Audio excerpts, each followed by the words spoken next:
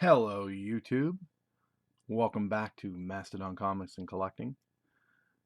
This is episode 9 of Marvel graphic novel reviews. Today, the Futurians. Did you see here? I don't have a bag because there's a few pages I would like to show that highlight some of the creators' previous works.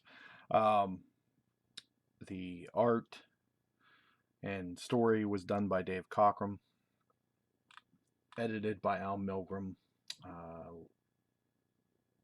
lettered by Jim Novak. I'm finding a discrepancy, so maybe somebody can help me out. In the release date, it has a cover date of January 1st, 1983, according to one source, that being Comic Vine, and another source being Wikipedia, says it was released in May of 1984. This being the first appearance of the Futurians. I somewhat confirmed that date with the Grand Comics database, who also says this was released in '84 with reprints later that year. So I'm assuming that this is part of the '83 block, but it was not released until later. Don't know. Delays in schedules. We all know how those work. The art was true Dave Cockrum standard. The art was great. I enjoyed it. The first act or so was very well done. The last act I thought was very well done, but the huge chunk in the middle, this is an 84-page graphic novel. The huge 50 to 55 pages section in the middle, I thought was very lacking. I found myself struggling to get through the read. It was, I don't know if maybe Dave could have had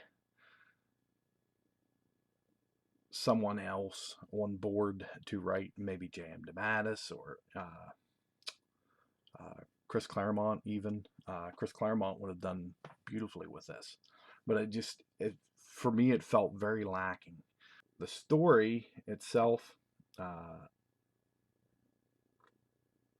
Futurians, the premise was an extremely advanced future society called Terminus. Okay.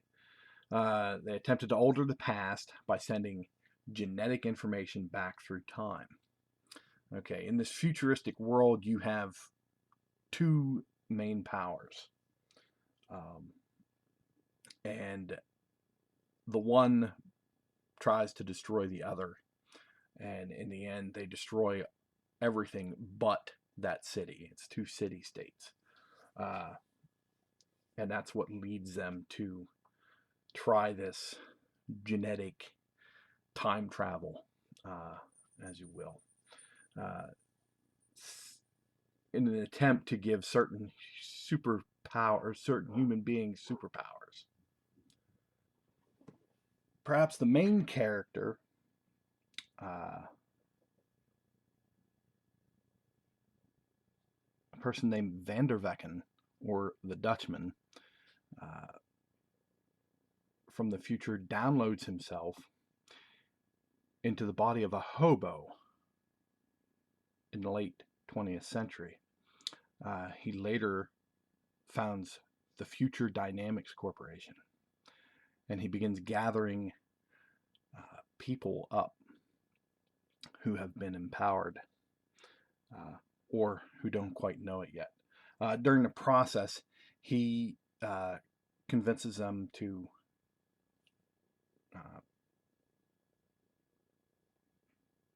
join, or he hires them on to do a job, and they are put in this machine which enhances the abilities or brings them to the fore, which a couple of them are not very happy about. Avatar, Terrain, Silky, Werehawk, Silver Shadow, Mosquito, Sunswift, and Blackmane.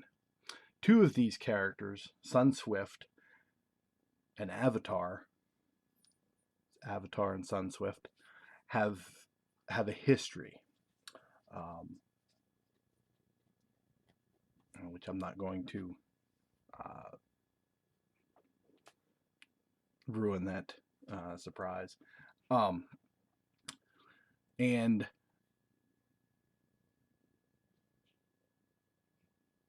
they are sent on missions against the people of the future from the other city, the those that are bent on basically world domination. They call themselves the Inheritors. Um, the uh, the main body of this book, which I felt was, as I said, lacking. What I did see that I thought was cool that they did is that they split each of these characters up into teams of two, and that was how they explained the use, or how their powers, their abilities functioned, um, which I thought was really cool. Werehawk is like a werewolf, but instead of a wolf, it's a hawk. He can't transform into a hawk, and he's Native American. Um, the various other ones have these various abilities. This guy I thought was kind of neat. Kind of reminded me of Maul from Wildcats. Kind of cool. This guy's got like he's like a Wolverine type character, and that is kind of, it's very X-Men ish, and that is what I meant by some of the panels reminding me.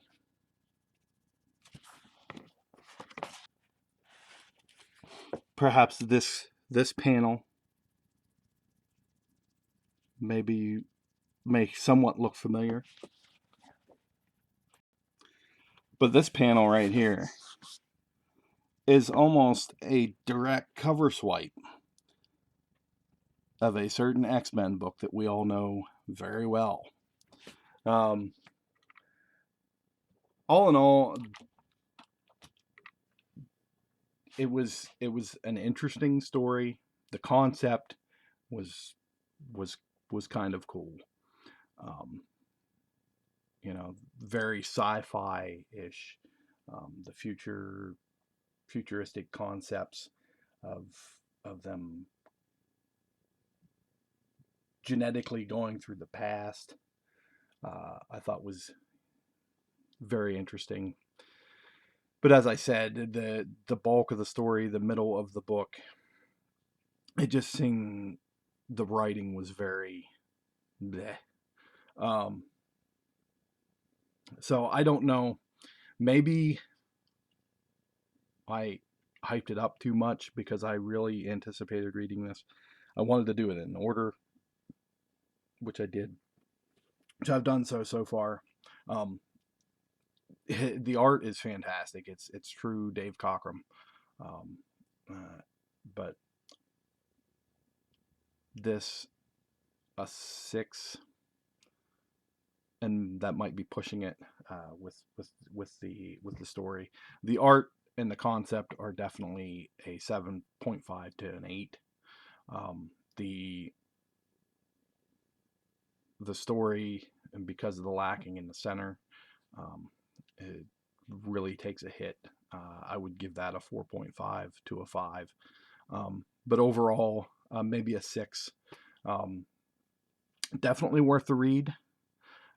If you find it and you pick it up, definitely check it out. It is worth the read. If not for the fact that it's a Cockrum book, a Cockrum property.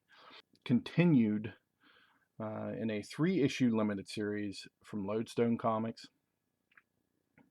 And that series was reprinted in Eternity Comics. And issue 0 being material that was proposed for a 4th issue with Lodestone before it got canceled, was published in Dave Cockrum's own Aardwolf Publishing, um, though only in black and white. In an inside front cover essay that appeared in Futurians 0, Dave Cockrum explained what happened. The Futurians began as a graphic novel wherein I accounted the adventures of 8 extraordinary humans with powers gained by way of genetic manipulation. The graphic novel did well, went into 3 printings, and a series was called for. Unfortunately, I let myself be lured away from Marvel and did the series for an independent publisher. If I'd stayed, we might be publishing Futurians 250. I don't know about that, Dave. Maybe if you had a separate writer, you might. This had potential. It had lots of potential with you at the pen and someone else again like Chris Claremont or J.M. DeMatteis doing the script. This probably would have done very well. He goes on to, that's all I have for today on this episode of the Futurians, or of Marvel graphic novels, number 9, the Futurians. Stay tuned for the next episode where we go over Rick Veitch's Heartburst. I'm kind of intrigued by this one. That art, that cover is pretty sweet. But in the meantime, keep collecting, keep reading, and keep sharing.